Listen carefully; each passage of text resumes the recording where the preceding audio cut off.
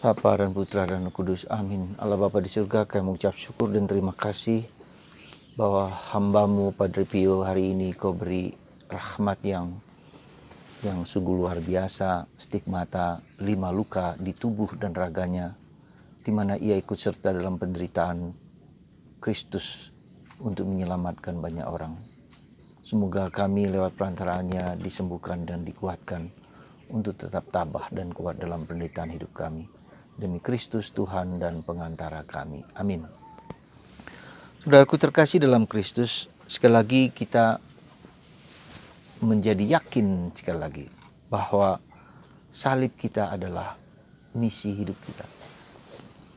Seperti Yesus juga dengan salibnya dia menyelamatkan nyawa banyak orang, hidup keselamatan. Dengan salibnya darahnya tercurah dari tubuhnya, begitu banyak orang ditebus, diselamatkan. Dan Yesus memberikan pengalaman seperti itu juga kepada banyak orang. Yang salah satunya adalah Padre Pio Petrelcina, seorang imam yang sungguh-sungguh mengalami derita dan salib Yesus, darah yang mengucur dari tubuhnya, dari 5 luka di dalam tubuh dan raganya. Dia menderita, dia sakit, dia tidak bisa tidur, dia harus menanggung derita banyak orang seluruh dunia. Penderitaan Yesus adalah silih atas dosa-dosa banyak orang, dan dia juga mengalami ikut serta dalam tugas misi itu. Karena itu saya menjadi yakin bahwa salibku, salib Anda, dan salib kita semua adalah misi hidup kita yang Tuhan, ya sekali lagi yang Tuhan kehendaki, ya. Bukan yang aku kehendaki. Jadi Tuhan mengendaki lewat salib itu, ya, kita diselamatkan, dan kita juga dalam tanda petik menyelamatkan banyak orang. Ya, begitu banyak mujizat yang dilakukan oleh Padre Pio, ya, begitu luar biasa. Ya, banyak contoh yang bisa diceritakan tentang beliau. Ya, justru karena kenapa demikian? Karena justru bukan lagi dia Padre Pio yang bekerja, tapi Tuhan Yesus lewat Padre Pio, lewat permohonan Padre Pio.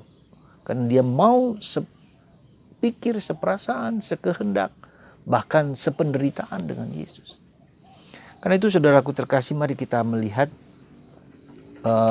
penderitaan kita masing-masing. Apalah problem hidup kita di keluarga, ya, entah suami, entah istri, entah anak-anak, entah orang tua, bahkan lebih daripada lingkungan keluarga. Di luar itu kita berdoa untuk orang-orang yang anak-anak yang diaborsi, ya, LGBT, ya, dan perkawinan antar jenis, ya, yang sangat sangat mulai digemari oleh banyak orang. Juga negara-negara besar seperti Cina, seperti Amerika, dan banyak negara-negara lain yang perlu kita doakan. Dan itu semua adalah keterlibatan, ya, kecintaan kita pada manusia supaya mereka juga diselamatkan, ditebus lewat penderitaan saya. Jadi ini merupakan silih, ya, dari contoh seperti ini. Maka kalau kita perhatikan beberapa hari yang lalu, Ezra, ya, melihat bahwa penderitaan bangsa Israel dibuang, dicaci maki, dihancurkan bait Allah, dan dilululantakan, dihancurkan dan dihabiskan bangsa Israel. Dan dia merasa itu karena dosa kita. Nah, jadi saudaraku terkasih dalam Kristus, sekali lagi mari kita bersyukur dalam tanda petik. Dan meskipun kata ini sangat tidak menyenangkan, karena kita harus menderita, dan itu bersyukur. Dan itu bukan yang gampang, bukan yang mudah, bukan yang sederhana. Tapi itulah yang mau diminta oleh Yesus sebagai cara, jalan, supaya kita juga ikut serta dalam penderitaan Yesus. Dan Tuhan menghendaki dalam hidupku, dalam hidup Anda, ketika penderitaan itu terjadi, kita juga ikut serta, sekali lagi ikut serta dalam penderitaan Yesus. Nah, ketika kita sampai kepada pemahaman, sampai kepada pengertian, dan sampai kepada penghayatan ini bahwa penderitaanku adalah jalan supaya kita semua dapat diselamatkan, dan orang-orang yang kita doakan juga bisa diselamatkan juga. Nah, Dan itu kita bisa lihat dalam diri Yesus. Bahkan dalam pengalaman Yesus pun, sejak Yesus mewartakan kabar gembira, ada banyak tantangan, ada banyak godaan, ada banyak serangan, ada banyak konflik. Terutama misalnya Raja Herodes yang memenggal kepala Yohanes, dan dia merasa bersalah. Ada orang-orang yang keras kepala, orang-orang yang haus kekuasaan, orang-orang yang haus egoisme yang begitu besar, yang mengorbankan orang lain, mengorbankan orang lain demi kehendaknya sendiri. Dan itu begitu banyak orang-orang yang seperti itu. Dan kita mendoakan mereka itu juga supaya mereka tahu bahwa hidup itu bukanlah sesuatu untuk kekuasaan, untuk pemenuhan nafsu, untuk keinginan-keinginan personal mereka. Dan itu nyata sekali, bahkan orang yang memakai agama untuk kepentingan pribadi. Jadi saudaraku terkasih, mari begitu keterlibatan kita, bahwa dengan penderitaan, semakin banyak penderitaan itu adalah semakin kita ikut serta di dalam tugas keselamatan dan penyelamatan di dalam masyarakat, di dalam gereja. Semoga kita semua hari ini, ya, sekali lagi bagi Anda, bagi kita semua yang menderita apapun, sebesar apapun, ya, mari kita lihat ini bagian dari proses untuk ikut serta dalam penderitaan, penyelamatan, salib, darah Kristus. Ya. Dan untuk sampai kepada pemahaman yang seperti itu bukanlah yang mudah, harus perjuangan. Mengapa kita diajak untuk sampai kepada pemahaman seperti itu?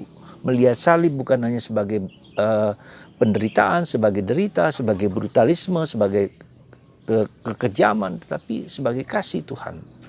Karena apa? Karena kita diajak untuk menghancurkan ego kita.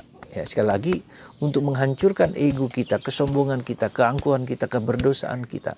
Ya, itu yang mau dihancurkan.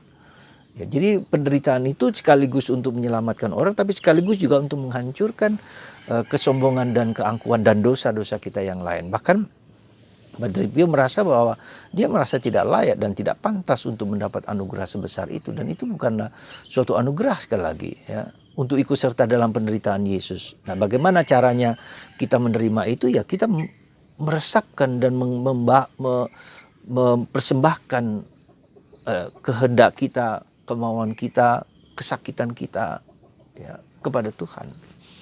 Saya masih ingat ada seorang bruder kami yang sakit stroke, yang jalannya juga masih pincang. Dia mengatakan, aku berdoa untuk Romo. Ya, dia mengorbankan, dia mendoakan orang yang dia cintai, orang dia sayangi dengan penderitaan dan salibnya itu. Mari kita juga menanggung penderitaan dan salib banyak orang dengan hidup kita.